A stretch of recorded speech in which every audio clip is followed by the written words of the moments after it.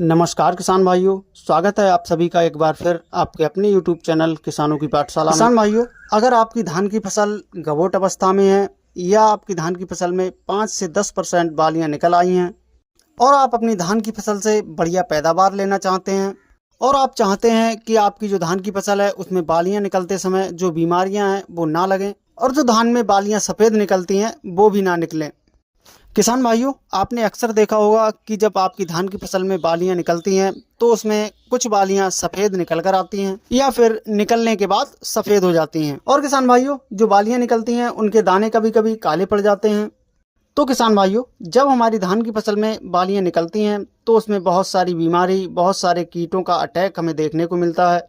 तो किसान भाइयों, हमें अपनी धान की फसल में ये समस्याएं जब देखने को मिलती हैं तब हम ये सोचते हैं कि इस समय हम अपनी धान की फसल में किन दवाओं का स्प्रे करें जिससे कि जो बालियां सफ़ेद हैं वो भी ना निकलें और धान की फसल में लगने वाले कीट जैसे टिड्डा, गंदी बग इत्यादि कीटों का भी अटैक देखने को ना मिले, जिससे कि हमें अपनी धान की फसल से एक बेहतर पैदावार देखने को मिले और जो धान की क्वालिटी है वो भी अच्छी बनी रहे।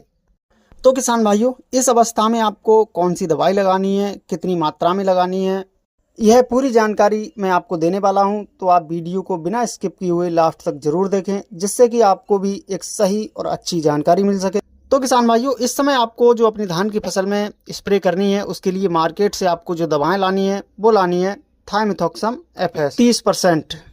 इसकी अगर मात्रा की बात करें किसान भाइयों तो 100 ml प्रति एकड़ के हिसाब से आपको लेनी है। वहीं दूसरा इसके साथ आपको ऐड करना है किसान भाइयों NPK 05234। किसान भाइयों, NPK 05234 की मात्रा की बात करें तो लगभग 1 किलोग्राम मात्रा प्रति एकड़ के हिसाब से आपको लेनी है। और तीसरा इसके साथ आपको जो ऐड करना है वो है बोरॉन। बोरॉन की मात्रा की बात करें तो इसकी 150 ग्राम मात्रा आपको प्रति एकड़ के हिसाब से लेनी है।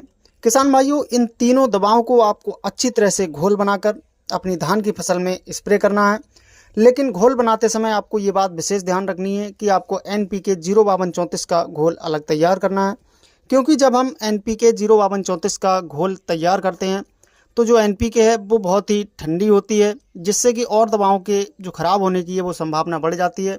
इसलिए आपको NPK 05234 का जो घोल है वो अलग तैयार करना है और घोल तैयार करने के बाद आपको अपनी धान की फसल में बहुत ही अच्छी तरह से स्प्रे करना है, जिससे कि जो आपकी धान की फसल में किसी भी तरह के रस चूसक कीट हैं वो भी आपको देखने को नहीं मिलेंगे और आपकी जो धान की बालियां निकल कर आई हैं उनमें दानों का जो भराव है वो भी बहुत अच्छा होगा, जिससे कि आपकी जो धान की फसल है वो एक बेहतर उत्पादन निकाल कर देगी।